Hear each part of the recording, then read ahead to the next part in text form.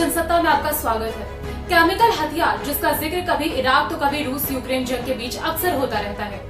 पहले और दूसरे महायुद्ध के दौरान खौफनाक रूप दिखा चुके केमिकल हथियारों ने वैसे तो दुनिया से तौबा कर ली है, मगर जब भी कोई जंग होती है तो इनके इस्तेमाल का डर सताने लगता है। ऐसे में सवाल ये उठता है कि आखिर रासायनिक हथियारों से दुनिया इतनी डरती क्यों है।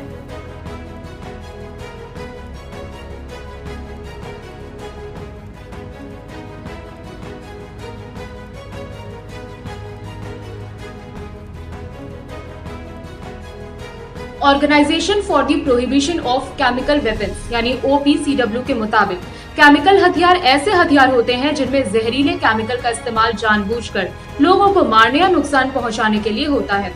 ऐसे सैन्य उपकरण जो खतरनाक केमिकल को हथियार बना सकते हैं उन्हें भी केमिकल हथियार या रासायनिक हथियार माना जा सकता है।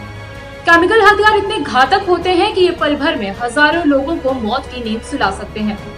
फौरी तौर पर अगर कोई रासायनिक हथियारों के चलते ना भी मरा हो तो अलग अलग बीमारियों का शिकार होकर तिल तिल मरने को मजबूर हो जाता है।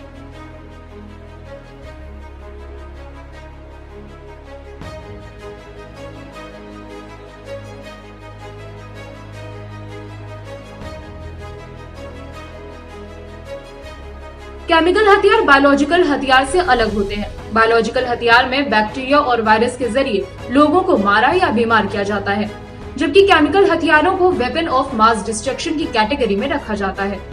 ये शरीर के नर्वस सिस्टम पर असर डालते हैं, स्किन या फेफड़ों के जरिए शरीर में प्रवेश करते हैं।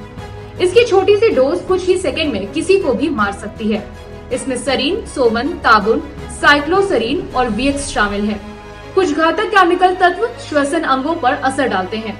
ये नाक, गले और खास तौर पर फेफड़ों में जलन पैदा करते हैं।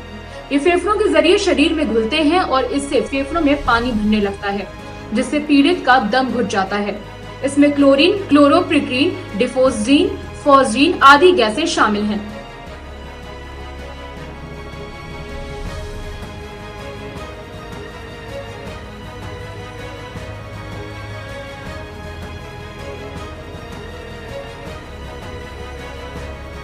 केमिकल हथियारों का सबसे पहले इस्तेमाल 429 ईसा पूर्व में हुआ था।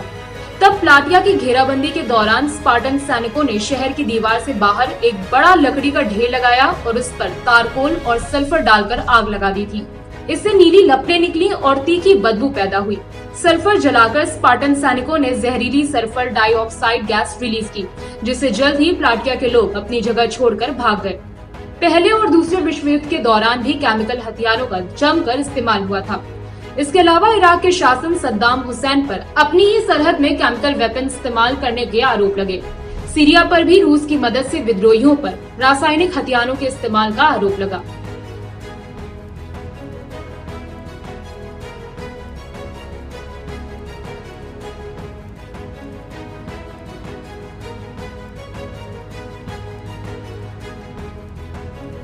रूस 2017 से ही अपने केमिकल्स हथियारों को नष्ट करने का दावा करता आ रहा है, लेकिन 2018 में रूसी खुफिया एजेंसी के पूर्व जासूस सर्गेई स्क्रिपल को उनकी बेटी के साथ नर्व एजेंट नोविचीक जहर दिया गया था।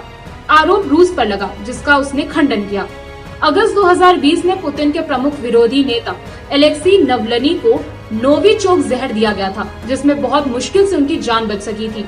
रासायनिक हथियारों पर हमारी ये रिपोर्ट आपको कैसी लगी, कमेंट सेक्शन पर बताइए और ऐसी ही दिलचस्प जानकारियों के लिए बने रहिए जनसत्ता के साथ। धन्यवाद।